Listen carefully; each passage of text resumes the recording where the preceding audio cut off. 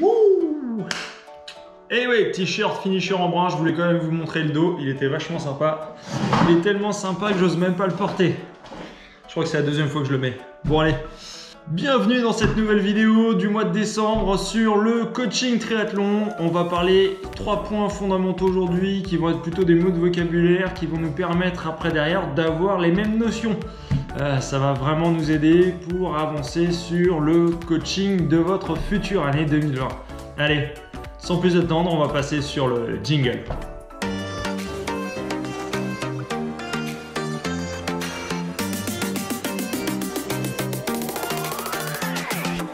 Un petit point sur la régularité, il faut savoir, même si j'en ai parlé dans la première et deuxième vidéo, un petit point statistique qui serait de vous indiquer qu'une séance loupée, c'est pas dramatique, c'est seulement 1% de votre capacité de performance que vous allez perdre.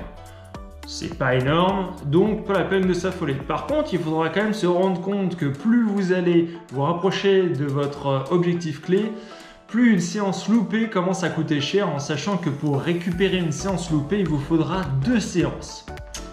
Commencez un petit peu à cogiter là-dessus, parce que à mon avis, plus vous allez vous rapprocher de votre objectif, moins vous aurez de temps à perdre, parce qu'il faudra vraiment avoir une fréquence de séance qui sera assez importante. Tiens, ça tombe bien, on parle de fréquence.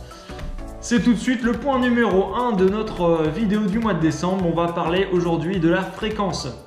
La fréquence se résume à combien de séances vous allez réaliser. Donc quand on va parler de fréquence, on va parler uniquement du nombre de séances que vous allez avoir à effectuer.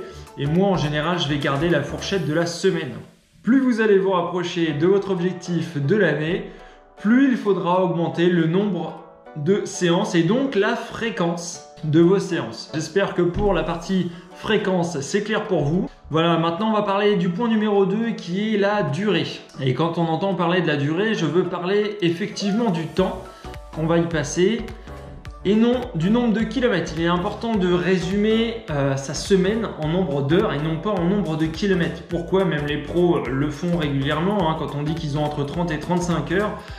C'est pas pour rien, ça sert à rien de parler en nombre de kilomètres, hormis à faire des sessions qui sont inefficaces parce que votre seul but ce sera de péter le compteur en une semaine. Ça sert strictement à rien. Par contre, si on parle de durée, c'est effectivement que le temps est une valeur fondamentale et que si par exemple vous vous entraînez pour un half, on peut donner cet exemple là, si vous entraînez par exemple pour un half l'année prochaine, et que vous vous basez toujours sur vos 90 km, vous allez vous entraîner toujours sur une base de 90, 90, 90, c'est bien. Et malheureusement, le jour de votre compétition, vous avez du vent de face. Résultat, vous n'allez pas faire vos 90 km en seulement 3 heures, mais vous allez mettre 3h30, 3h40 parce que vous allez avoir un vent de face qui va être assez déstabilisant. Pareil, vous vous entraînez sur le plat, votre half comporte des côtes, et ben vous n'allez pas mettre le même nombre de temps et donc la durée sera complètement différente. Il est important de donc se baser uniquement sur la durée quand vous parlez de votre séance d'entraînement. Dans cette troisième partie, nous allons aborder l'intensité. Quand on parle d'intensité, c'est donc quelque chose qui se résume à l'effort, la vitesse, l'allure, la puissance ou la force que vous allez mettre dans une séance. Voilà ce que c'est que l'intensité à proprement dit. L'intensité représentera donc un petit peu l'aspect qualitatif de votre séance, sur le facteur sur lequel il faut se baser quand on fait une séance. Voilà, donc maintenant qu'on a 3 points fondamentaux, on va un petit peu remettre ça parce que clairement, si vous commencez le triathlon pendant votre première année, c'est sûr et certain qu'il faudra uniquement se concentrer sur la fréquence et la durée. Pas besoin de commencer un petit peu à regarder tout ce qui est intensité. Commencez déjà, vous allez bien progresser pendant une année et après on va rajouter un élément complémentaire. Pour ceux qui sont déjà à leur 2e, 3e année, commencez un petit peu à intégrer la notion d'intensité et à comprendre régulièrement quand vous faites vos entraînements les facteurs d'intensité qui sont importants à mettre en place pendant une séance. Et pour ceux qui entament leur 4e année, il est bien évident que votre 2e et 3e année, vous avez commencé vraiment à vous familiariser avec l'intensité et là, ça devient votre raison d'être. Pas besoin de vous faire un dessin, chaque séance devra avoir une intensité spécifique.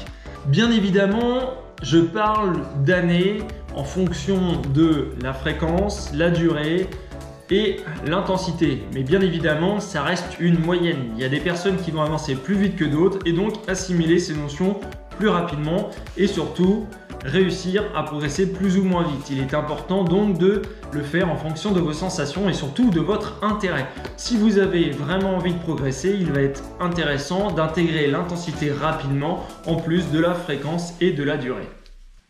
Voilà, on en a fini pour ces 3 mots de vocabulaire qui vont être importants pour la suite de nos vidéos. Bien sûr, le jargon du coaching est forcément impliqué dans votre vie au quotidien puisque quand on vous donnera des intensités ou une durée à respecter ou une fréquence, il sera important de respecter ces notions-là pour que vous puissiez progresser rapidement et donc vous améliorer pour réussir votre objectif de cette année.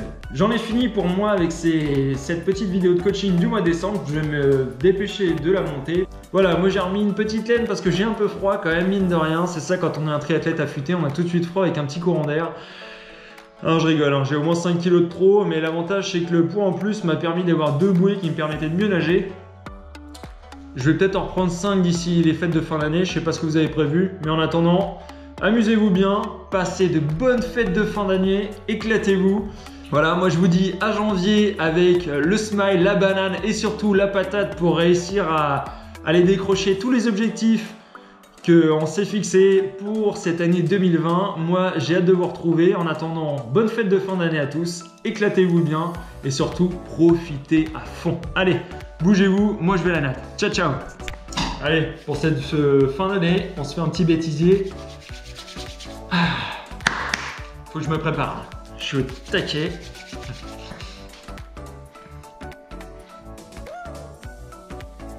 Bonjour à tous.